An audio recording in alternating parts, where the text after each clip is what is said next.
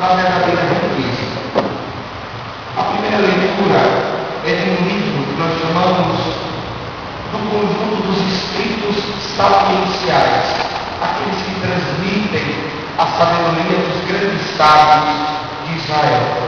E o livro nós lemos hoje com o nome de Eclesiastes, mas na verdade, em hebraico, Eclesiastes está escrito como Coel, que quer dizer não o nome próprio de alguém que escreveu, como aparece na maioria das cartas e nos escritos, sobretudo dos profetas no Antigo Testamento, mas como um verbo que está no particípio, significa dizer o quê?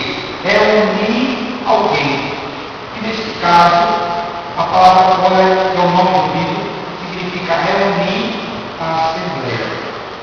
Se diz que esse livro foi escrito por um judeu ancião. Isso é muito significativo, porque entre os judeus, diferente do mundo de hoje, os anciãos eram aqueles que tinham mais poder sobre o povo, porque por terem vivido mais tempo, por terem vivido uma experiência religiosa mais profunda, obviamente eram também detentores de uma sabedoria que lhes era própria.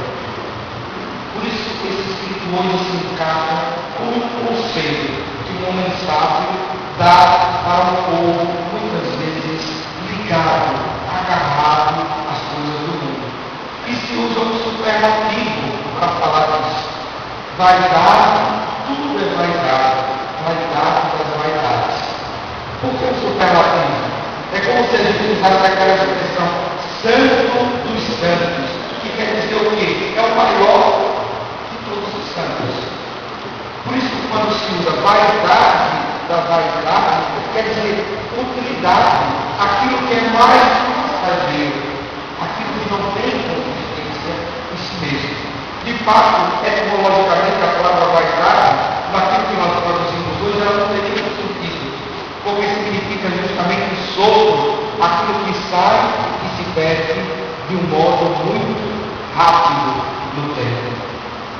Se nós olharmos para a nossa vida hoje, talvez a gente poderia pensar quantas vaidades nós carregamos dentro de nós.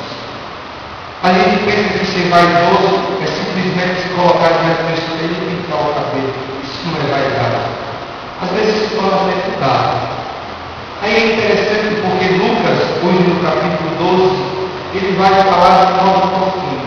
E eu digo que hoje Jesus ele dá um puxão de orelha de cada um de nós, inclusive do Pai, quando vai falar sobre o apego.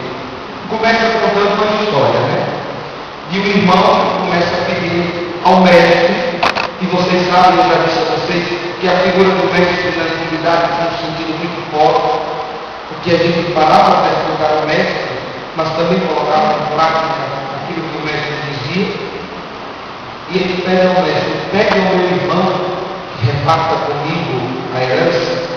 Nos dias de hoje a gente encontra muitas famílias que brigam por causa de herança. Nós como pais temos a possibilidade de entrar em tantos universos. E muitas vezes chega até nós ainda, nos dias de hoje, irmãos que não se falam por causa de herança. Irmãos que brigam no meio da rua, da forma mais ridícula possível, por causa de um pedaço de terra. Aí Jesus hoje olha para cada um de nós e diz assim, como conta na parábola, daquele homem que juntou tanto trigo, que a riqueza naquela época, que representava muito dinheiro e não sabia onde guardar. Ainda hoje, tua vida será tirada. E onde é que você vai levar junto com essa passagem todo o seu trigo, toda a sua riqueza?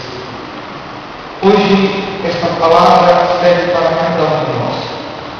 E eu já disse a alguns de vocês, que já tiveram a possibilidade de escutar, que o conceito evangélico da pobreza é bem diferente daquilo que muitas vezes nós entendemos. Existem pessoas que eu conheço, pessoas admiráveis, que se dizem simples, que talvez sejam até desprendidas do dinheiro, mas são pessoas ainda muito arraigadas ao poder. Em latim, o contrário de pobre não é rico. O contrário de pauper, que é pobre em latim, não é tiris, rico. O antônimo é potens, que quer dizer poder. Quantas vezes, materialmente falando, a gente se faz pobre, às vezes até finge ser pobre, né? Mas ainda somos enraizados a toda forma de poder. A gente usa até roupa bem simples para dizer que é pobre, às vezes calça jeans é mais cara do que muitas calças sociais. Criticamos todos aqueles que se vestem muito arrumados, mas ainda somos aqueles que queremos dominar e fazer com que tudo gire ao nosso redor, de acordo com a nossa vaidade, o nosso modo de pensar, o nosso modo de existir. Hoje Jesus quer dizer para cada um de nós que a vida passa rápido, que a vida pode acabar hoje, mas não porque acaba hoje, ela tem sentido e tem significado. Por poder acabar hoje, é que ela encontra um significado. Para dizer a cada um de nós, viva cada dia da sua vida como se fosse o primeiro, mas também como se fosse o último. Porque quando a gente sabe que as coisas vão acabando, né? Eu vi muita gente doente, perto de morrer, que começa a pedir perdão, que começa a se arrepender, que começa a dar as coisas aos outros. Quantas vezes, para ser bom, para fazer caridade, a gente precisa esperar que apareça um câncer na nossa vida? Eu acho que é quando a gente é decadente, é que a gente tem coragem de ser mais humilde. Por isso que Jesus hoje diz assim: quando morreres, tu não terás a verdadeira riqueza, os tesouros do céu. Eu estou escutando um padre falando sobre o que significam os tesouros do céu. Ele disse: não é coisa grande não, é coisa magnífica. Significa a intimidade que nós conquistamos com Deus. Talvez muitos de nós não possam ser simpáticos, mas eu tenho intimidade com Deus. Eu rezo, eu vou para a igreja, mas será que a gente vive os frutos dessa intimidade?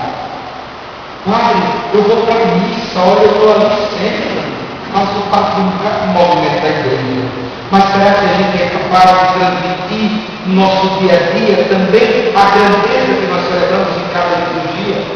Ou será que nós permanecemos sempre a mesma pessoa e nunca somos capazes de dar passos?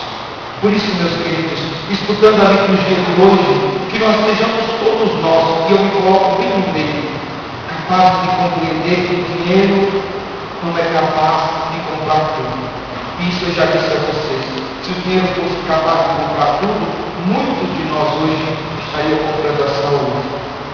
E mesmo se tratando de bons hospitais, ainda não somos capazes de recuperar muitas coisas da nossa vida.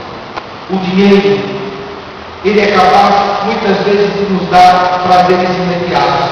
O Papa Francisco falava muito disso, falou muito disso durante a Jornada Mundial da Juventude.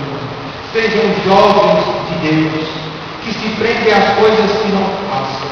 O dinheiro pode dar a vocês um momento de felicidade, mas a consistente felicidade, somente Deus Criador, que renova cada dia a nossa vida, é capaz de nos dar.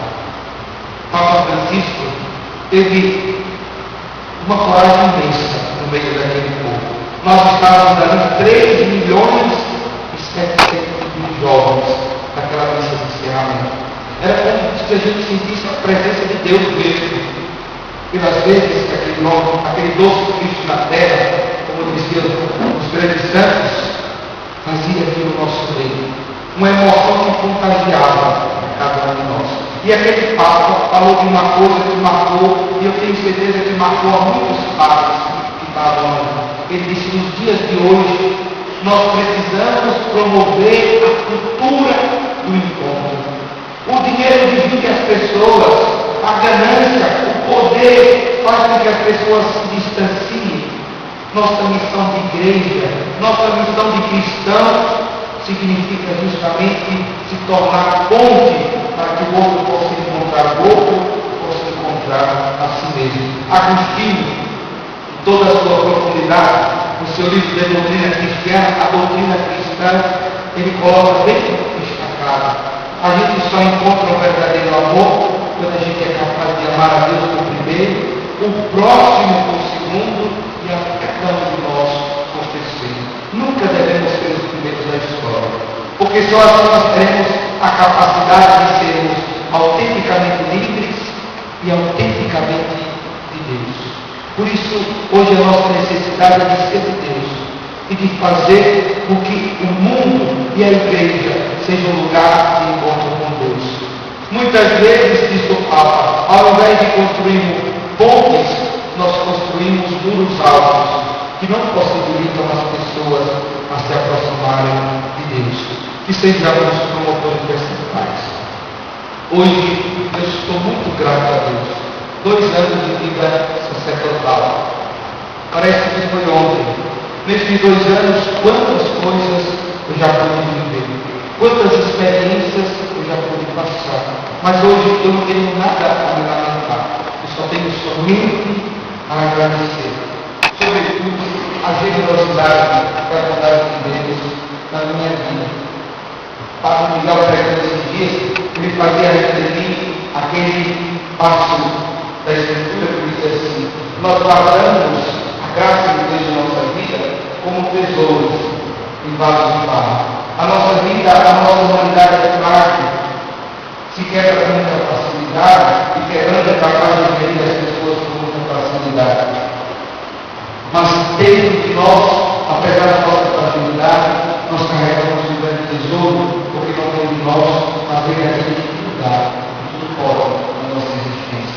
Por isso eu queria também aproveitar essa ocasião e pedir perdão a Deus pelas vezes que nesses 2 anos eu talvez não tenha sido um encontro para os outros, mas tenha sido um muro, tenha feito alguém. Que o Senhor me ajude a viver os próximos anos o sacerdócio cada vez mais comprido, mais fixo sobre a cruz. A cruz chega ao sofrimento de Jesus, mas chega muito mais ao poder ofertado, revelado e dado por cada um de nós. Queria dizer dos padres, hoje em dia, São João Maria Benedito, que é o patrono de todos os padres, ele foi um modelo de padre, um homem de pouca intelectualidade, mas de grande sabedoria, que vocês possam rezar por cada um de nós, sobretudo no nosso período diocesano, para que nós possamos encontrar a unidade, encontrar sobretudo a vontade e o desejo extremo de dedicar a nossa vida e de servir a Deus de um modo mais próximo, de um modo cada dia mais autêntico. Louvado seja o nosso Senhor Jesus Cristo. Homilia do Padre Charles Lamartine, ele, nesta celebração, que está sendo documentada pelo canal Santa Luzia TV, o canal da Santa Protetora dos Olhos.